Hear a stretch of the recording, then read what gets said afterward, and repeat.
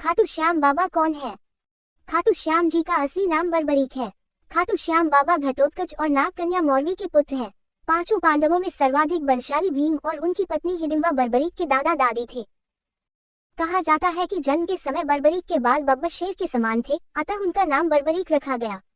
महाभारत की एक कहानी के अनुसार बर्बरीक का सिर राजस्थान प्रदेश के खाटू नगर में दफना दिया गया था।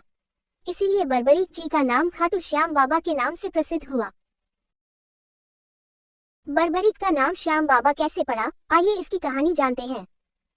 बर्बरीक बचपन में एक वीर और तेजस्वी बालक थे।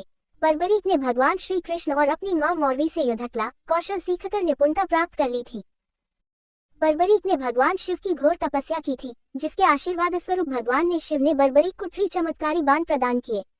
इसी कारणवश बर्बरीक का नाम 3 बाणधारी के रूप में भी प्रसिद्ध है। भगवान अग्निदेव ने बर्बरीक को एक दिव्य धनुष दिया था, जिससे वो तीनों लोकों पर विजय प्राप्त करने में समर्थ थे।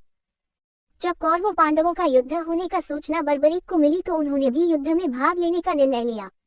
बर्बरीक ने अपनी मां का आशीर्वाद लिया और युद्ध में हारते हुए पक्ष का साथ देने का वचन देकर निकल पड़े। इसी वचन के कारण हारे का सहारा बाबा श्याम हमारा ये बात प्रसिद्ध हुई। जब बर्बरीक जा रहे थे तो उन्हें मार्ग में एक ब्राह्मण मिला। ये ब्राह्मण कोई और नहीं, भगवान श्री कृष्ण थे, जो कि बर्बरीक की परीक्षा लेना चाहते थे। ब्राह्मण बने श्री कृष्ण ने बर्बरीक से प्रश्न किया कि वो मात्र 3 बाण लेकर लड़ने को जा रहा है। मात्र 3 बाण से कोई युद्ध कैसे लड़ सकता है?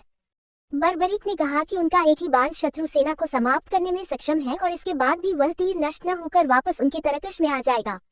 अतः अगर तीनों तीर के उपयोग से तो संपूर्ण जगत का विनाश किया जा सकता है। ब्राह्मण ने बर्बरीक से एक पीपल के वृक्ष की ओर इशारा करके कहा कि वो एक बाण से पेड़ के सारे पत्तों को भेद कर दिखाए। बर्बरीक ने भगवान का ध्यान कर एक बाण छोड़ दिया। उस बाण ने पीपल के सारे पत्तों को छेद दिया और उसके बाद बाण ब्राह्मण बने कृष्ण के पैर के चारों तरफ घूमने लगा। असल में कृष्ण ने एक पत्ता अपने पैर के नीचे छिपा दिया था। बर्बरीक समझ गए कि तीर उसी पत्ते को भेदने के लिए ब्राह्मण के पैर के चक्कर लगा रहा है। बर्बरीक बोले, हे ब्राह्मण, अपना पैर हटा लो, नहीं तो ये आपके पैर को वेद देगा। श्री कृष्ण बर्बरीक के पराक्रम से प्रसन्न हुए। उन्होंने पूछा कि बर्बरीक किस पक्ष की तरफ से युद्ध करेंगे।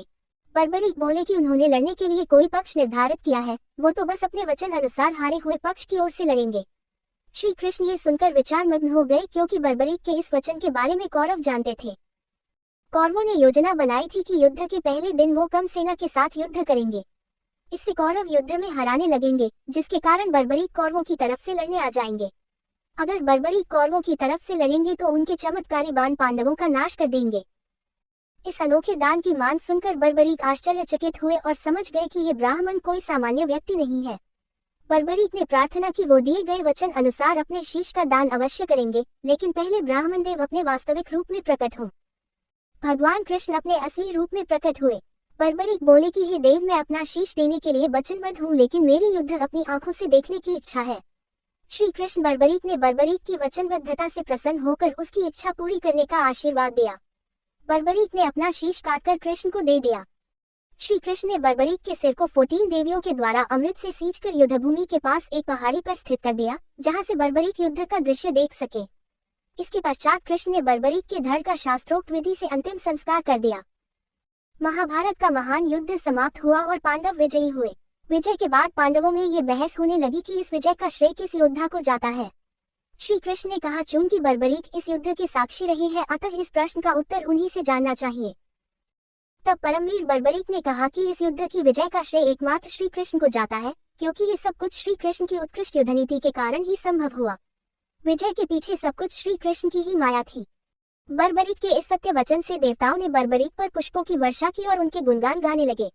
श्री कृष्ण वीर बर्बरीक की महानता से अति प्रसन्न हुए और उन्होंने कहा, हे वीर बर्बरीक, आप महान हैं। मेरे आशीर्वाद स्वरूप आज से आप मेरे नाम श्याम से प्रसिद्ध होंगे। कलियुग में आप कृष्ण अवतार रूप में पूजे जाएंगे और अपने भक्तों के मनोरथ पूर्ण करेंगे।